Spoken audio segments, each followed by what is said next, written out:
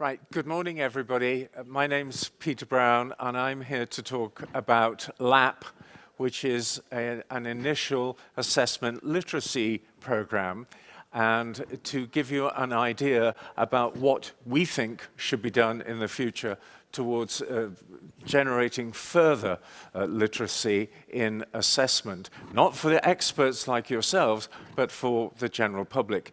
If I summarize what this morning's interventions have been about, starting with the keynote speech from Gino, really they've been about two key things. One has been literacy and the need for literacy, if you'd agree with that, and the other one is context.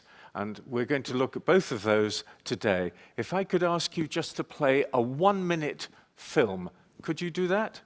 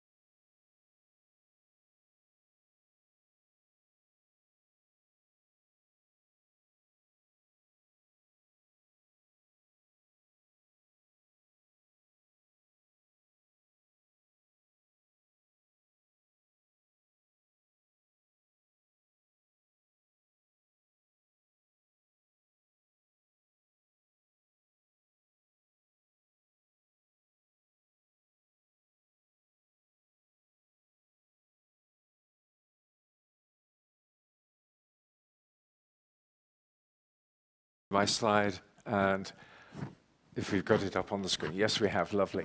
So I'd like to talk about Next Gen, and it's a naughty title. What do you think I meant by Gen?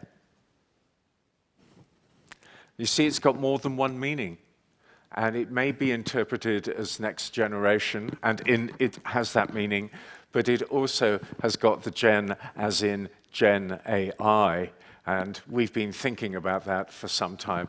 I'd like to present this 5-year project. We've been working on it for 5 years, and it's been quite demanding because lots of things happened during this project. It started with an idea between Valdek Martiniuk and myself sitting in the corner of a conference like this with a coffee and saying, let's do something. The beautiful thing, from my point of view, is that it is a multilateral project, and it is multidimensional, and it goes across cultures. It's multicultural. I'm immensely proud of that. 3 partners, there's ALTE, Eaquals, and Huber Verlag, who are our German partners and who've looked after the technology for us. And it's been a wonderful project to have been associated with. I find it something just first class, and not because I think that the work that we do necessarily is first class, but because I think the outcomes that my colleagues have provided is first class. This is just a summary. By the way, I'm going to use a very different technique with slides, and you're going to see nearly 50 in a very short period of time, and we're going to show you how you're going to be able to remember those. Let's see if we can actually do it. I think the key point on LAPP is this central one. What does it cover? And if you look at the red bit, this is the heart of LAPP, and it begins and ends with a concept. It begins with equity, and that means not only fairness, but it means equality as well in all the things. It means avoiding bias of all the forms that Gino was talking about earlier. And it ends with a concept, and that's washback, coming back into the teaching environment. I'm a teacher. I know nothing about testing. So how do I choose a test for my class? How do I affect policy within my school if I don't know very much or nothing at all about assessment. So those are the key things. And the middle three are concrete points. 5 modules, as we said. You can see the progress bars on that. Why have I chosen this? Because this individual, instead of going through it methodically and doing module 1 and then on to module 2, etc., has chosen to do little bits here and there. And they've done little bits of modules 1 and 2 and 3 and 4 and 5 and completed none of them. But this is a dip in and a dip out system, which means you can choose the way to go through it. And this particular participant had a different learning style to the one that we imagined, but it can cater for them, and they did get their certificate. This was the team who did the first version, and it was a great team because they were dealing with a set of unknowns. And this is the team that I was paying tribute to before, a group from 9 different countries who've looked at version 2 and basically taken everything apart and reassembled it, but not necessarily quite in the same order. I know one should never single out individuals, but I would like to pay particular tribute to 2 colleagues who work from the Ukraine and who have experienced almost unimaginable difficulties, but they've risen to the challenge and done great work. But the whole team has been a privilege and a delight to work with. And it's because of that team that we were able to deliver these ideas. We looked at the whole construct and we re-elaborated it.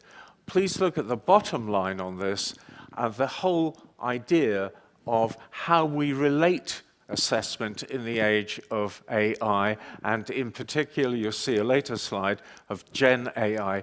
Gino, afterwards, I'll ask you, what's the agreed term? I started 5 years ago using the word Gen AI, and then I was corrected by a specialist who said, no, it must be a Gen I, and it becomes AGI. No doubt we'll all agree. But the thought of how do I'm a teacher. I'm presented with 2 online systems for assessment or 2 computerized systems for assessment. How do I choose between A and B? Is it just face validity, what appears to be, what's most attractive? Or do I have the capability of asking the sorts of questions that will allow me to understand that B is preferable to A, for example? We had 2 guiding principles for the working group. The key guiding principle to raise standards was that it's an idea from Leonardo da Vinci. There's nothing new in this, but theory without practice has no feet, and practice without theory has no head, and we need practice and theory, and it's fundamental that they are interrelated. The other idea comes from the great Swiss educationalist Jean Piaget. We don't learn from experience, we learn from reflecting on experience. So LAPP has 3 pillars. It has the pillar of theory, it has the pillar of practice, and it has the pillar of reflection. And we built the whole of the LAPP version 2 around that. I'm just going to give you a list of all the integrated features. Read it quickly. You can't. Don't. I'm going to run you through the headlines. It's too much on there. We use some of these points. We introduce key documents. One of the key documents is the ALTE document on best practice. And we have transcribed everything.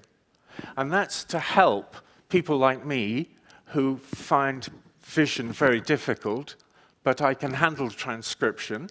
So it's to give better accessibility, but it's also to help people whose first language is not English. And following some of these videos could be quite demanding, but I've got a transcription. I can see it as many times as I want, and so this is open to everybody. This version, LAPP English, is not for English, it's in English for any language you like. And that's an important thing. There's expert advice, and again, transcriptions, and we've got an icon, and we just press on it. Here's an example of some of the transcriptions. They are different lengths, different levels, and again, each little component, you can go over again, or you can even print it out. There's lots of background reading, as you would imagine, and again, you don't have to do it in order. We give you a recommended order in which to do it. We give you a logical, pedagogical order in which we think you could do it, but if you have a different learning style and you prefer to do it in a different way, that's fine. The system can cope with it. Very importantly, there are teachers' voices, the practitioners, the people who actually make it work, and again, transcriptions. But teachers' voices without students' voices has little meaning, we feel, and you need both, and they are there. The word construct has been used 8 times today, and then I stopped counting with you guys, but it's really important. And if I, as a teacher, don't understand what my colleagues have been talking about when they've been talking about constructs, how can I ask relevant questions of the person who's providing, or the group or the organization that's providing the test for my students? This particular one is looking at a construct at A2, and the version of CFR that we're referring to is the 2020 version, now updated to 23. There are principles going back to the idea of Leonardo, and we do need to apply them when we show people how to apply them. There are differing forms of activities, 4 principal activities, 2 of which have requirements on them, 2 of which are open. One very important open one is feedback. We need feedback, we welcome feedback, we value feedback, we live on it. It guides us to the next version, but you're not obliged to give us feedback. It's up to you. We don't want to force anyone. Where you are obliged to do things is the tests and the quizzes and some of the other activities. And there's an 80% cutoff. This is explained in every module, and it's explained like this. And again, you can see that they're very easy to follow, and they're color-coded. There are assessment tools inside the system, and it gives you how many attempts you've done and all the rest of it. And certain points, you do have to complete 100%. There are sample presentations, and where there are things like presentations, we're inviting participants to reflect on what it means. And because you see, I didn't ask you reflect, but when I said I'm going to give you 50 slides, you're actually thinking, how on earth is he going to do that? And it was a very naughty mechanism from me as a teacher to get you as my participants to think about what we're doing. So reflection comes in here. There are discussion questions. Yes, you do this online. It's free of charge. It's within the best principles of Equals and ALTE to make it free of charge, but we invite participants to involve their colleagues. So there are discussion questions to take outside LAPP with other colleagues. Then there are specific things to reflect on your own context, and you have pre-task and post-task activities, and then those activities are to be summarized. And there are little buttons on here to ask for advice. What do you suggest? What other ideas are there available? You're not left on your own. Then the important thing, how do you give your learners results, and what do they mean? 6 out of 10 really will not do. But when we surveyed a group of teachers, I have to say, actually in Italy, we got the answer that 6 out of 10 was adequate, and nobody could tell us what it meant. And that sent alarm bells ringing. And please, I say Italy because I live in Italy. I love Italy, and it's not just Italians. I can guarantee if you ask the same question in the United Kingdom, you get a similar answer. There are lots of supporting features I won't go into, but again, you can look at these slides afterwards. What we did do right from the beginning was to integrate this to a European standard, and that's the European profiling grid. It has 6 levels in the profiling grid. We cover the first 3 because this is to do with initial assessment. And the point about EPG, like the key components in the CFR, there's lots of self-assessment and self-evaluation. Because if you can't assess yourself, how on earth can you assess anybody else? We tag those competencies, so when there are excerpts, you know which part of the EPG we are referring to, and there are little developmental scales, so you can see where you are on the EPG with this or that particular exercise, and you can see those levels there indicated. In the first version, we had lots of qualitative feedback, but it tended to be monosyllabic. Now, it's great. From the point of view of the developers, it's lovely. You get applause. Interesting, great, wonderful. And you think, oh, yeah, that's nice. I like that. But actually, we needed a little bit more information. It's very satisfying, but we felt perhaps that's not quite enough. And we need a bit more. The initial data, we only launched this 2 months ago. Our first milestone is at the end of 3 months, and our main milestone is after a year. But we're moving towards 1,000 people who have accounts, and compared, well, okay, that's a good number and it's within our target. At any one time, there's a range of people between, I can't read the numbers, 154, 187 individuals at any one moment. That means that theoretically, if you click on now and see how many people are taking part, you would expect between 150 and 190 people now, this moment, taking part and looking at it.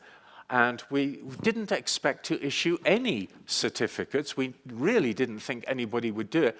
But we've already got some enthusiasts who've completed their certification.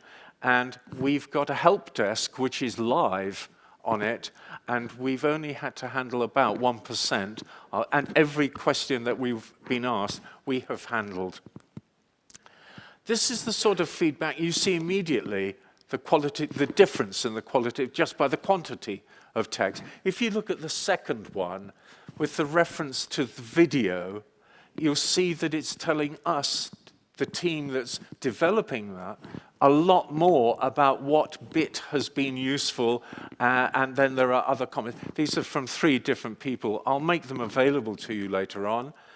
But there were also questions which we hadn't thought of.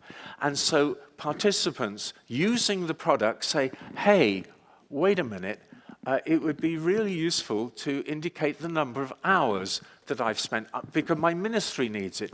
That's very important because it means there are issues of currency and recognition. It means that the ministry is prepared to recognize this, but they need the number of hours. We didn't have it on there. And the second one was, and if you're going to put data on there that people need to check, can we have some form of system that we can check the data on it? And we said yes. So we changed the certificate and reissued certificates, and now it says 20 hours on average. The construct of LAPP was 20 hours. Why don't we say the exact number? Well, technically it's very difficult because different people will take quite different amounts of time. Why 20? 20 hours allows non-native speakers to handle the reading and the text.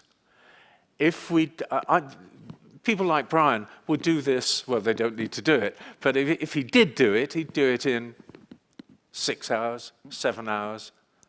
And my colleagues who work in the university in Trieste, some of whom are non-native speakers, many of whom come from non-Indo-European languages, for example. There's a great translators institute in Trieste, will take a little bit longer. And if you're not coming from a Latin-based script, you'll take a little bit longer again. So we've put the average in there. And the final consideration is, what can we do academically? What can we do for our teachers? Can we train our teachers? The very point that Gino was making in his keynote speech about literacy and literacy in AI and training people to use it, not ignore it, not give it up, not take just by definition what we're being told, but being able to ask questions, test it, check it, find validation for it, and so on and so forth. So one of the things that we decided immediately, and that's in production now as I speak, is to produce a handbook for continuous professional development for teachers. And that's actually being worked on literally at this moment. That is our top priority for English at the moment. I told you before that this is in English, but it's for other languages. This is an example from my own organization where they decided to put it into Italian and help Italian colleagues, and we did it. And as I speak, there's part of this is going on in Italian for Italian colleagues, and our sister organization, AISLi, which is a quality control organization in Italy, is actually delivering a set of these slides in Latina now. This is I don't know if there are posters here. There are posters here, and there are QR codes on the posters. You'll see 2 QR codes. One will take you straight to the LAPP website. The other will take you to the ECML website, because they very kindly put up a slide set and the video that you saw before. And you can access that through the ECML. Enhancements, there were all sorts of enhancements that were put in. The one that we're working on now is LAPP in French, and it is not a translation, it's contextualized into French. Then, of course, the handbook that I've just mentioned, and the idea that it's in English for other languages, not for English. How can you be involved? Well, you can help us, and you can help us promote, and you can help us by being critical friends and saying, we've noticed this, or perhaps there's that. Have you thought about that? There's a mistake there. And we welcome that. We live on that. We need that. It's the only way we're going to be able to improve, because we've done this pro bono completely. LAPP is free in our best traditions. And the people who worked on that group, most of them, were doing it pro bono. Our contact is Mariangela, and she's the lady sitting there. Right there. Thank you, Mariangela, for coming to, etc. And if you do want to participate, there's the website. I have one final message for you. You'll be delighted to know. Our overall statement is we want to improve assessment literacy for everybody, not just those who can afford it or from the rich north, but for everybody who needs access to it. That means other languages, and we are looking at other languages right now. We're looking at German and Spanish and Italian and Arabic. They're the top 4 that we have at this moment. And if you can help us with that, we really want to hear from you. The aim is to provide core competencies in initial language assessment, so that teachers in particular, but other stakeholders, parents, everybody, can take informed decisions. They know what they're doing when they choose this test over that test. And it's for both formative and summative. And the vision, simply to develop this so it becomes the industry standard for initial assessment literacy in the age of AGI, because that has implications too. And with that, thank you. I have 1 minute and 20 seconds, I think. Do I? I haven't got a time, possibly. Are there any questions? And by the way, you've galloped through all those slides. How about that? Questions? Oh, we can go and have coffee early. Can we? Are there any questions? Any at all? Okay, then let me give you one last statement, and it's just a statement. It's a famous saying from Africa, but it applies to us in this room, us in LAPP, us together, and all our colleagues from Goethe too. And it's simply this, that if you want to go fast, go alone. If you want to go far, go in a group. We are a group, we are a community, and we want to go far. That's it. Thank you very much.